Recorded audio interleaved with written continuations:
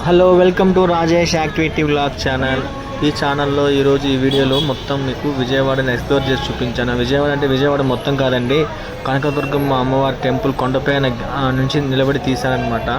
Kanakadurgamma flyover చూడండి, ప్రకాశం barrage, అక్కడ railway bridge, మొత్తం సిటీ చాలా బాగుంటుంది చూడడానికి. కొండపైన నుంచి చూడండి, మీరు చూసారంటే నీట్గా అర్థమవుతుంది ఎంత బాగుందో చూడండి. విజయవాడ సిటీ మొత్తం చూడండి, విజయవాడ నగరం మొత్తం కొండపైన నుంచి చూస్తే ఏ విధంగా కనిపిస్తుందో. సో కొండపైన ఆ రోజు మాకు 10-15 నిమిషాలు దర్శనం అయిపోయింది. సపరేట్గా మొబైల్ పెట్టే లాకర్ ఉంటుంది, అటుపక్క లెఫ్ట్ సైడ్ వచ్చి మన స్లిప్పర్స్ పెట్టడానికి ఉంటుంది, మన లగేజ్ కూడా అలానే పెట్టచ్చు. ఇక్కడ అమ్మవారికి మేము వెళ్ళిన రోజు విజయవాడలో చాలా వరకు రష్ ఉండింది, రద్దీ ఉండింది. అయినా కూడా మాకు ఫ్రీ దర్శనంలో ఒక హాఫ్ అన్ అవర్ దర్శనం అయిపోయింది. అంటే 1000 రూపీస్ పెట్టి కూడా దర్శనంకి వెళ్ళొచ్చు. ఆ టికెట్స్ ఇచ్చే కౌంటర్ అక్కడ అనమాట. అంటే ఫాస్ట్గా దర్శనం అయిపోవాలనుకున్న వాళ్ళకు మనం ఈ విధంగా ఇది కెనరా బ్యాంక్ వాళ్ళు, కొద్దిగా ఏజ్డ్గా ఉన్న వాళ్ళు వెళ్ళడానికి వెహికల్, బ్యాటరీ ఈజీ వెహికల్ డైరెక్ట్గా టెంపుల్ దగ్గరికి క్యూ దగ్గర తీసుకెళ్తుంది. అక్కడ చూసారా ఆరెంజ్ కలర్లో ఉన్న బస్సు, అది మనకు కొండ కింద నుంచి కొండపైకి రావడానికి ఉచితంగా కల్పించారనమాట బస్సు అనేది. ఈ విధంగా రెగ్యులర్గా 10 నిమిషాలకు ఒక బస్సు వస్తూ ఉంటుంది, పికప్ చేసుకుంటుంది, డ్రాప్ చేస్తాయి.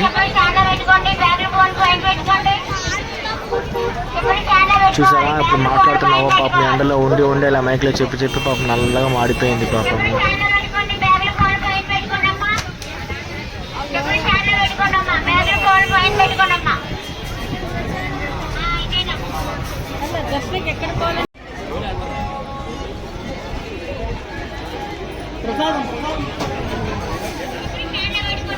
ఆ రోజు మాకు 5 రూపాయల లడ్డూలు మాత్రమే దొరికినాయి. ఒక బాక్స్ 100 రూపీస్ అని వేస్తారు కదా, 6 లడ్డూలు, అదైతే దొరకలేదు మేము వెళ్ళిన రోజున.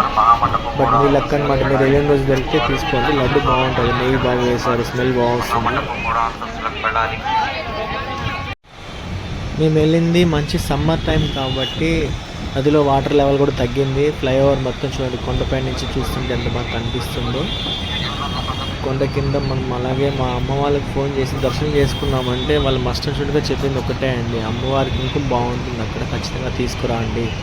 అందరు తల్లులు, అందరు భార్యలు కూడా ఖచ్చితంగా అదేనే చెప్తారు అనుకుంటాను.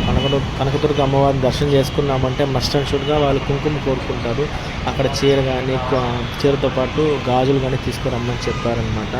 ఆ రోజు కుంకుమ తీసుకెళ్ళాము విజయవాడ నుంచి. చూడండి ఫ్లైఓవర్, ప్రకాశం బ్యారేజ్ దగ్గర వెహికల్స్ వెళ్ళడం అటుపక్క. ఇది ఫ్లైఓవర్, కనకదుర్గమ్మ ఫ్లైఓవర్ కొండపై నుంచి కనిపిస్తుంది.